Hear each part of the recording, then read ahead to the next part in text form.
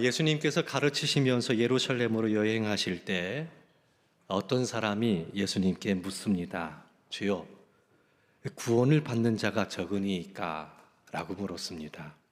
이 어떤 사람은 무엇을 구원이라고 이야기하고 있나? 또 이 어떤 사람은 무엇을 보고 구원 얻는 사람이 적다라고 그렇게 이야기했을까?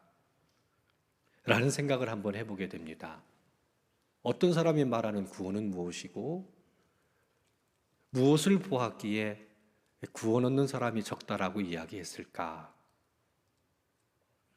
예수님께서는 이 구원에 대해서 또 다른 말로 표현하고 있는 걸 볼 수 있습니다. 오늘 본문 누가복음 19장 29절 말씀을 보면 사람들이 동서남북으로 도와서 하나님의 나라 잔치에 참여하리니 라고 예수님께서는 표현하십니다. 그러니까 어떤 사람은 구원을 이야기하지만 예수님께서는 그 구원을 하나님의 나라 잔치에 참여하는 것으로 말씀하고 있는 걸 볼 수 있습니다. 그렇다면 하나님 나라의 잔치에 참여한다는 것은 뭘 말하는 걸까? 하나님 나라 잔치, 그 잔치에 참여한다는 것은 어떤 모습일까? 이 땅에서 가장 적절하게 하나님 나라의 모습, 하나님 나라 잔치를 표현하고 있는 것은 혼인잔치입니다. 성경은 이 땅에서 혼인잔치를 통해서 하나님의 나라의 모습이 이와 같을 것이다라고 우리에게 가르치고 있는 걸 볼 수 있습니다. 혼인잔치는 기쁨이 가득합니다. 즐거움이 가득합니다. 어떤 잔치보다도 즐겁고 기쁩니다. 잔치는 음식이 많아 넉넉합니다. 인색하지 않습니다. 굶주린 사람이 없습니다. 혼인잔치는 나누어주고 베풀어주기를 좋아합니다. 그러고도 차고 넘칩니다. 이게 혼인잔치입니다. 그러므로 하나님 나라의 잔치는 기쁨과 즐거움이 가득하고 부족함이 없고 배고픔이 없고 굶주림이 없고 상징적인 의미가 있죠. 모든 것들이 넉넉한 하나님의 은혜와 사랑으로 가득한 것이다라고 이야기할 수 있습니다. 누가복음 13장에서 이 하나님 나라 잔치에 참여하는 사람에 대해서 이야기했는데 누가복음 15장에서 이어가지고 하나님 나라의 잔치의 모습, 그것이 어떤 모습인지를 세 가지 비유로 또 이야기하고 있는 걸 볼 수 있습니다. 그 한 가지는 잃은 양을 찾은 이 목자가 양을 찾아가 와가지고 하는 말이 야, 이제 나와 함께 즐기자 라고 이웃을 초청하는 것을 볼 수 있습니다. 돈을 잃어버렸던 여인, 드라크마를 잃어버렸던 여인이 그 돈을 찾습니다. 찾은 다음에 똑같은 말을 합니다. 나와 함께 즐기자. 이웃을 초청해서 함께 즐기자라고 이야기하고 있는 걸 볼 수 있습니다. 잃어버렸던 것들을 찾았기 때문에 함께 즐기자라는 겁니다. 또 세 번째 비유는 집을 나갔던 둘째 아들이 돌아왔을 때 그 아버지가 그 아들을 품에 품고 우리 함께 먹고 즐기자라고 이야기하고 있는 걸 볼 수 있습니다. 누가복음 15장은 그 키워드가 즐거움이고 기쁨입니다. 공통적인 것 두 가지가 나오죠. 기쁨과 즐거움. 또 한 가지는 잃어버렸던 것들을 찾았다라는 겁니다. 잃어버린 것을 찾아서 함께 기뻐하자, 함께 즐거워하자. 이것이 하나님 나라 잔치의 모습이라는 것을 분명히 이야기하고 있는 걸 볼 수 있습니다. 그리고 누가복음 15장에서 잃은 것을 찾은 거에 대한 기쁨과 즐거움 함께 하자고 했던 누가복음 19장에서 삭개오에 대한 이야기를 합니다. 잃어버린 자가 뭐냐? 잃어버린 자를 찾아 구원한다라는 것이 기쁨과 즐거움 그리고 또 무엇을 의미하는지 점진적으로 우리에게 가르치고 있는 것을 볼 수 있습니다. 사실 성경은 구원에 관련된 책입니다. 영혼 구원이 어떻게 이루어질 수 있느냐? 누가는 이 점을 핵심을 붙잡고 계속해서 이 말씀을 풀어나가고 있는 것을 볼 수 있습니다. 삭개오 어떻습니까? 예수님께서 이 삭개오의 집에 들어가셔서 오늘 구원이 이 집에 이르렀다라고 이야기합니다. 그리고 삭개오에게 이야기하기를 네가 이제부터 아브라함의 자손이다라고 선포하고 계신 것을 볼 수 있습니다. 이것은 유대인들의 관점에서 도저히 받아들일 수가 없는 겁니다. 삭개오는 죄인입니다. 아브라함의 자손이 절대로 될 수 없는 죄인입니다. 세리장으로 삶을 살아간다는 것은 죄인이라는 것을 의미합니다. 그는 돈을 사랑했습니다. 돈을 사랑했더니 삭개오, 심판받아 마땅한 죄인이라고 사람들은 그렇게 생각했습니다. 하지만 예수님을 영접한 후 삭개오는 자신이 가지고 있었던 재산 절반을 떼어 가난한 사람들에게 나누어 줍니다. 누군가를 속여서 빼앗은 것이 있다면 4배로 갚겠다라고 그렇게 고백하고 있는 것을 볼 수 있습니다. 그리고 그것을 실천하는 거지요. 삭개오가 이렇게 얘기했을 때 우리 주님께서 뭐라고 말씀하셨느냐? 오늘 이 집에 구원이 이르렀다. 삭개오, 너는 이제부터 아브라함의 자손이다라고 선포합니다. 삭개오는 구원받은 겁니다. 이게 구원의 모습인 겁니다. 잃어버린 자. 그리고 누가복음 19장 10절에서 19장 20절에서 누가복음 19장 10절에서 이렇게 결론을 맺습니다. 이건 삭개오의 이야기를 쭉 하신 후에 마지막 결론으로 말하기를 인자가 온 것은 잃어버린 자를 찾아 구원하려 함이니라 라고 이야기하고 있는 걸 볼 수 있습니다. 잃어버린 자를 찾아 구원하는 것, 삭개오, 버림받아 마땅하니 심판받아 마땅하니 하나님의 구원의 자리에 설 수 없는, 아브라함의 자손이 될 수 없는, 절대로 될 수 없는 그런 존재지만 그가 예수님 영접하고 그리고 자기의 재산을 뚝 떼어 가난한 사람들에게 나눠주고, 이것은 이웃사랑을 이야기하는 거거든요. 예수님을 영접한 후에 가난한 사람들에게 자신의 재산을 떼어줬다라는 것은 예수님의 뜻을 따랐다라는 것을 의미합니다. 이웃사랑을 실천한 거잖아요. 내가 새 계명을 너희에게 주노니 서로 사랑하라.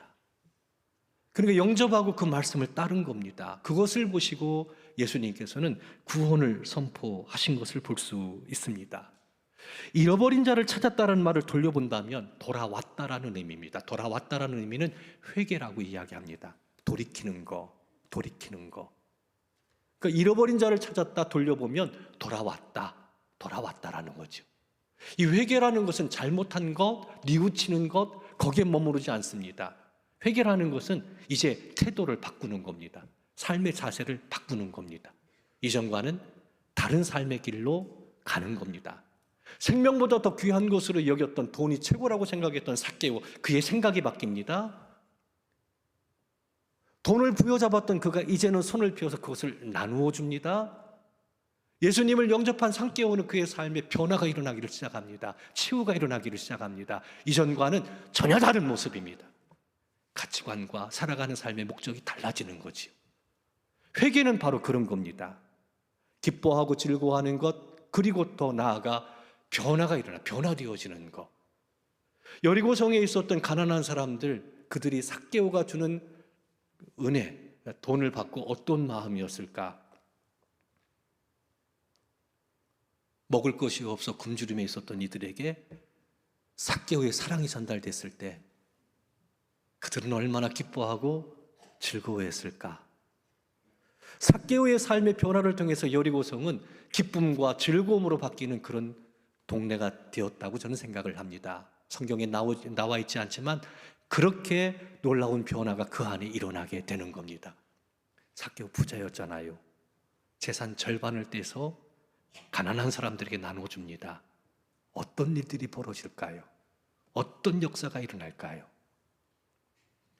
우리 교회에 아주 좋은 전통이 하나 있습니다. 우리 믿음의 선배들이 세워놓은 거 있는데, 여전도회에서 1년에 한 번 사랑의 바자회를 합니다. 바자회를 할 때면 우리 교회 학교부터 온 교우들이 함께 협력을 합니다. 협력을 해서 전액 어렵고 힘든 사람들에게 나누는 일들을 지속적으로 하고 있습니다. 제가 와서도 그 일들을 지금 계속하고 있는데, 재작년하고 작년 같은 경우에 인공와우 잘 듣지를 못해서 수술을 해서 인공와우를 달아서 생활하는데 불편함이 없도록 청각기 장애를 갖고 있는 이들을 돕는 일들을 했습니다. 도울 때 참 고민되는 게 많아요. 누굴 도와줄까? 도와주긴 도와줘야 될 텐데 아주 꼭 필요한 데가 어딜까? 잘 모르는 경우들이 많거든요. 감사하게도 연세대학교 사회사업팀하고 연결이 되었어요. 그래서 몸이 아픈데 가난해서 수술을 받지 못하는 이들, 작년에도 올해에도 인공와우 수술해주는 그런 사역을 감당을 했습니다. 지난주에 그 연세대학교 사업팀에서 그 카톡으로 편지가 하나가 왔어요. 그것은 작년에 인공와우 수술한 그 가정 아버지가 보낸 편지인데, 우리 성도 여러분들에게 보내는 편지이기 때문에 제가 한번 읽어 드리겠습니다. 기독교 대한성결교회 아현교회 후원자들에게, 저와 저희 딸은 곡창이라는 작은 시골에서 생활합니다. 저희 딸은 선천성 청각장애를 가지고 태어나 항상 제 옆을 지키며 오랜 시간 같이 보내는 예쁜 딸입니다. 장애를 가지고 태어났지만 항상 밝은 모습으로 학교 생활을 잘하고 건강하게 잘 지내고 있습니다. 어릴 때 인공와우 수술을 해 남들보다 조금은 힘들지만 그래도 열심히 잘 하려고 참 많이 노력하는 이쁜 딸입니다. 몇 년 전부터 기기가 이상이 생기면서 수리가 필요해 서울 회사에 가는 경우가 있었습니다. 그리고 6개월에 한 번은 병원에 가서 매핑을 해야 합니다. 병원에서도 노후기기로 교체 시기가 왔다는 말씀을 하지만 경제적 어려움으로 노후기기 교체가 좀 어렵다는 말을 하니 의사 선생님께서 병원 사회사업팀을 소개해 주셔서 사회사업팀과 연락하여서 후원을 해 주실 분이 있으면 연락을 주신다고 했는데, 얼마 전 기쁜 소식이 있다고 기독교 대한성결교회 아현교회에서 후원을 해 주신다고 해서 저와 저희 딸은 너무 기뻐서 서로 소리를 지르며 많이 행복해 했습니다. 지금도 이 감사 편지를 쓰면서 가슴이 벅차 심장이 터질 것 같아 너무너무 행복합니다. 이 은혜는 평생 간직하고 살겠습니다. 항상 하나님의 은혜에 감사하며 예쁜 딸과 더 열심히 더 행복하게 살아가겠습니다. 기독교 대한성결교회 아현교회 후원자분들께 한 번 더 감사 인사드립니다. 고맙습니다. 박땡땡 아빠, 박땡땡 드림. 심장이 터질 것 같대요. 문제가 있는데 해결할 수가 없어. 돈이 없어서. 전 일명식도 없는 아현교회에서 그새 줬다고 고마워서 감사하다고. 이게 하나님 나라 아닙니까? 이게 구원입니다. 삭개오가 예수님을 영접한 다음에 자기의 재산 절반을 띄어서 나누어 줬을 때 그 여리고성은 일대 대기쁨과 축제의 장으로 바뀌었을 겁니다. 가난한 자가 없는 그들을 향한 주님의 마음은 항상 열려 있거든요. 도우라고. 신명기 말씀은 강력하게 선포합니다. 삭개오는 예수님을 영접한 다음에 이전과는 다른 태도를 갖고 그가 변화됐던 것들을 볼 수 있습니다. 그래서 그 사랑을 나눈 거지요. 예수님 그것을 보시고 구원을 선포하신 겁니다. 삭개오 절대로 아브라함의 자손이 될 수 없다라고 유대인들은 생각했지만 예수님께서는 그가 아브라함의 자손이 되었고 오늘 구원이 이 집에 이르렀다라고 이야기를 합니다. 그리고 인자가 온 것은 잃어버린 자를 찾아 구원하기 위함이다. 바로 그런 세계를 그리고 주님께서 이 땅에 오신 거라는 것이죠. 그렇다면 이런 생각을 하게 됩니다. 예수님을 바라보면서 예수님 왜 구원받는 사람이 적습니까? 라고 얘기했던 이 어떤 사람, 그렇게 질문했던 사람, 왜 그런 질문을 했을까? 왜 그는 사람들을 보면서 어떤 사람들입니까? 예수님의 기적을 본 사람들, 예수님의 가르침을 받고 있는 사람들, 예수님과 함께 했던 사람들, 예수님께서 예루살렘으로 여행할 때 수많은 사람들이 함께 있고 예수님은 그들에게 먹을 것을 주고 또 말씀을 가르쳤고 이적을 행하는 것을 보여주셨습니다. 그렇게 예수님과 함께 있던 사람들을 이 어떤 사람은 바라보면서 뭐라고 얘기하느냐? 주여, 구원받은 사람이 왜 이렇게 적습니까? 라고 물었던 겁니다. 그렇다면 이 어떤 사람은 그렇게 생각했을 겁니다. 구원이라는 것, 삭개오처럼 변화되고 새로워지는 것, 주님을 만나 기쁘고 즐거울 뿐만 아니라 어떤 그 삶의 태도가 바뀌어져서 이전과는 다른, 그래서 가정이 새롭게 되고 일터가 새롭게 되고 한 사람이면 충분합니다. 그런데 그는 그것을 보지를 못했던 거지요. 그와 같이 구원되어 새롭게 되어진 것들을 보지 못하니까 예수님께 뜬금없이 질문한 겁니다. 주님, 왜 구원받는 사람이 적습니까? 수많은 사람들이 예수님의 가르침을 받았는데 그의 눈에는 구원받은 사람이 적어 보였어. 수많은 사람들이 예수님이 주시는 떡을, 그 기가 막힌 떡을 먹으면서도 떡을 먹기는 했지만 그들의 삶에 어떤 변화들은 일어나지 않았던 겁니다. 말씀을 배우고 예수님과 함께 있지만 근본적인 삶의 변화가 그들 가운데는 없었던 것을 볼 수 있습니다. 저는 지난주 죄인이지만 하나님 앞에 설 수 있습니다 라는 제목으로 설교를 했습니다. 이 말씀의 요지는 우리가 죄인이지만 우리가 우리 죄를 인정하고 자백하고, 즉 다시 말해서 우리 죄를 인정하고 용서를 구하면 우리 주님께서는 우리 죄를 사하시는데 빛을 탕감해 주는 것처럼 사하시고 모든 불의, 죄의 흔적까지도 완전히 지워주신다라는 말씀을 선포했습니다.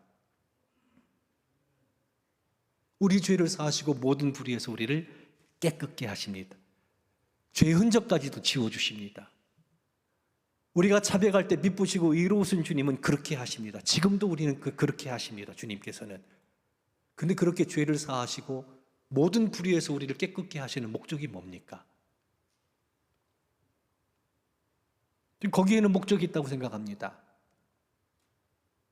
왜 죄를 사하시고 모든 불의에서 우리를 깨끗게 하십니까? 죄 흔적까지도 완전히 왜 지워주십니까? 이제 거룩하게 살라는 얘기입니다. 거룩하게 살라는 얘기입니다. 헌두덕이 옷을 벗겨주시고 새 옷을 입혀줍니다. 손에 가락지를 끼워줍니다. 아버지 품으로 돌아왔던 그 아들, 둘째 아들에게 발에 신을 신겨주십니다. 이제 새롭게 살라고, 이전처럼 살지 말라고, 이제 아버지의 아들로 살라고. 우리 죄를 사하시고 모든 불의에서 깨끗게 하신 목적은 이제 거룩하게 살라는 거예요. 성경의 일관된 가르침은 내가 거룩하니 너희도 거룩하라는 겁니다. 이 거룩이라는 것은 하나님을 위해서 구별된 사람이라는 것, 이것을 믿음으로 고백하고 하나님께서 기뻐하시는 그 일에 우리의 삶을 드리라는 겁니다. 주님을 따라가라는 얘기입니다. 믿음으로 살라는 얘기입니다. 삭개오처럼 영접한 후에 주님 말씀을 따라 그 거룩한 길 걸어가라는 얘기입니다. 주의 말씀을 따라 나가게 될 때 치유가 일어납니다. 회복이 일어납니다. 아름다운 사랑의 역사가 일어납니다. 바자회를 통해서 우리가 사랑의 희생하고 헌신해서 많은 사람들이 수고합니다. 주의 말씀을 따라하는 겁니다. 그 믿음의 고백으로 하시기를 주의 이름으로 축원합니다. 그냥 하니까 하는 것이 아니라 주의 말씀이니까, 그래서 힘쓰고 애써서 하나가 돼서 우리가 사랑을 실천하니 그 누군가는 살 소망이 생기는 겁니다. 심장이 터질 것 같다라고 이야기하지 않습니까? 주님의 말씀을 우리가 삶의 현장에서 실천하게 될 때 심장이 터질 것 같은 그런 마음, 그렇게 가정도 일터도 또 사람의 생명도 새롭게 변화된다라는 거, 이건 어마어마한 사건이 아닐 수가 없다는 겁니다. 왜 우리의 죄를 사하시고 왜 우리의 허물을 지워주십니까? 거룩하게 이제 살라고. 내가 깨끗하게 기억조차 하지 않으니까 이제 주님 모시고 죄는 버리고 신실한 하나님의 사람으로 이제 믿음으로 살라고. 물론 우리는 또 죄를 범할 겁니다. 또 우리는 넘어질 겁니다. 그렇지 않다면 우리는 진리를 깨닫는 것이 아닙니다. 우리는 죄의 부패성을 지니고 있기 때문에 쉽게 넘어지고 좌절합니다. 부패된 본성을 가지고 있기 때문에 죄의 덫에 걸릴 때가 많이 있습니다.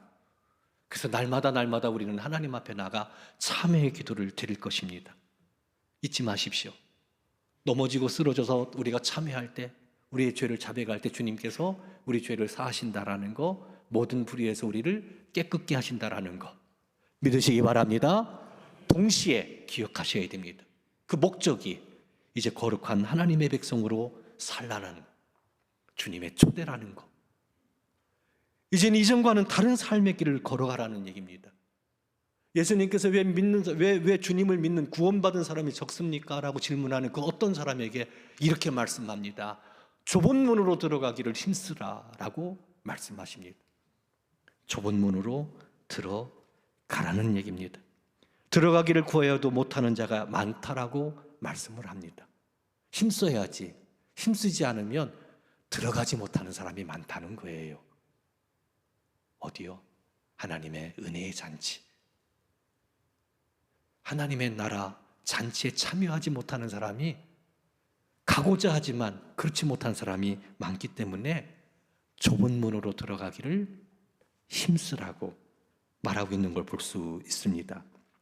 로마 제국의 큰 마을이나 도시들은 도로나 한국도로는 강이 만나는 삼각지 지역 등에 위치해 있다고 합니다. 모든 도로는 그 성문에, 그 성곽의 성문 한 곳으로 이렇게 이어지게끔 설계가 되어 있다고 합니다. 그러니까 성 안으로 들어가려면 한 길을 따라 들어가야 되는 거예요. 그리고 가보면 성곽에 두 문이 있는데 하나는 큰 문과 작은 문이 있다고 합니다. 근데 그것은 해가 뜰 때에는 개방했다가 해가 지면 닫아요. 큰 문은 절대 열리지를 않습니다. 혹시 아주 급한 일이 있을 때 작은 문이, 좁은 문이 가끔 개방되기는 합니다. 근데 예수님께서는 그 문을 염두에 두시고 오늘 말씀을 풀어가십니다. 야, 때가 되면 이 문이 닫힌다. 닫히기 전에 힘써라, 애써라. 하나님 나라 잔치에 참여할 수 있도록 문이 닫히기 전에 힘쓰고 애써야 된다는 겁니다. 여기 힘쓴다라는 말은요, 투기장이나 운동 경기에서 사용되어지는 단어입니다. 전심전력하라는 얘기입니다. 혼신의 힘을 다하라는 얘기입니다. 누구처럼요? 삭개오처럼. 생명보다 귀한 것으로 여겼던 이 돈을 삭개오는 주님을 영접한 뒤에 아낌없이 베풀고 나눕니다. 쉽지 않습니다. 힘쓴 겁니다. 애쓴 겁니다. 삭개오 입장에서는 혼신의 힘을 다한 겁니다. 전쟁터에서 싸움할 때 어떻게 합니까? 방심하면 언제 쓰러질지 모릅니다. 정신 바짝 차려야 됩니다. 그리고 싸워내야 됩니다. 그래야 생명을 지킬 수 있습니다. 힘쓴다는 말은 그런 겁니다. 그래서 예수님께서 이렇게 말씀하시는 거 적용점이 뭡니까? 믿음의 길을 걸어갈 때 힘써라. 좁은 문으로 들어가기를 힘써라. 그렇게 말씀하고 있는 걸 볼 수 있습니다. 그렇다고 행위로 구원받는 거 아닙니다. 행위로 구원받지 않습니다. 행위로 구원받는다면 하나님의 은혜가 아니지요. 우린 자랑할 것이 있지요. 구원은 하나님의 은혜로 받는 겁니다. 은혜로 받는 겁니다. 믿으시기 바랍니다. 구원받은 하나님의 사람은 그럼 어떻게 살아가야 되느냐? 삭개오처럼 살아가야 된다는 거예요. 삭개오는 죄인이었잖아요. 근데 예수님이 그 길을, 여리고를 지나간다는 소식을 듣고 예수님을 만나려고 나갔는데 삭개오는 키가 작아. 또 사람이 많아. 예수님을 뵐 수가 없습니다. 그래서 삭개오는 어떻게 합니까? 돌 감람나무 위로 뛰쳐 올라갑니다. 나이 많은 세리장 삭개오가 부끄러움을 개의치 않고 예수님을 만나려고 돌 감람나무 위로 올라가고 있다는 겁니다. 그래서 예수님을 보는 겁니다. 예수님께서 그 모습을 보시고 오늘 내가 네 집에 유하여야겠다. 삭개오는 너무 기뻤습니다. 예수님을 집으로 영접합니다. 그리고 위대한 결단을 내리는 겁니다. 쉽지 않은 결단이잖아요. 재산 절반을 떼서 가난한 사람들에게 나누어 준다라는 것. 누군가의 것을 속여 빼앗은 것이 있다면 4배로 갚겠다라는 것, 율법의 말씀대로 그렇게 삶을 살아간다라는 것은 결코 쉬운 일이 아닙니다. 이게 애쓰는 겁니다. 주님 영접했고 영접한 다음에 주님을 따르려고 그는 힘썼습니다. 쉬운 일이 아닙니다. 좁은 문으로 들어가기 위해서는 전신, 전력, 혼신의 힘을 다하는 것들이 필요합니다. 믿음의 길을 걸어갈 때 넘어질 때 좌절할 때가 많이 있습니다.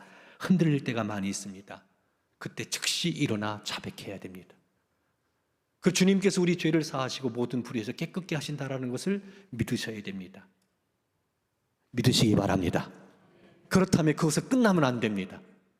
이제 우리의 삶을 하나님이 기뻐하시는 거룩한 산제물로 드려야 합니다. 드리는데 어떻게 해요? 좁은 문으로 들어가기를 뭐하라? 대답을 한번 합시다. 좁은 문으로 들어가기를 뭐하라? 힘쓰라는 말이 무슨 말이라고요? 돌려 이야기합니다. 힘쓰고 계십니까? 전심전력하고 있습니까? 혼신의 힘을 다하고 있습니까? 죄와 맞서 싸우고자 대항하고 있습니까? 하나님께서 기뻐하시는 일이기 때문에 기꺼이 이 몸 주님의 것입니다라고 그 길을 찾고 방법을 찾고 그렇게 헌신하고 드려지는 삶을 살고 있습니까? 예수님께 왜 구원받는 사람이 적습니까? 라고 이야기했더니 어떤 사람, 그의 눈에는 예수님의 가르침을 받지만 기적의 떡을 먹긴 하지만 예수님께서 행하시는 기적을 보기는 하지만 그 많은 사람들, 그들은 예수님을 따르지는 않았다라는 겁니다.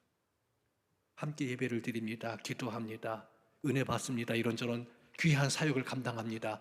그런데 죄와 대항하여 싸우지 않고 하나님께서 기뻐하시는 일을 찾아 혼신의 힘, 전심전력하여 주님의 말씀을 따르지 못하는 우리의 모습,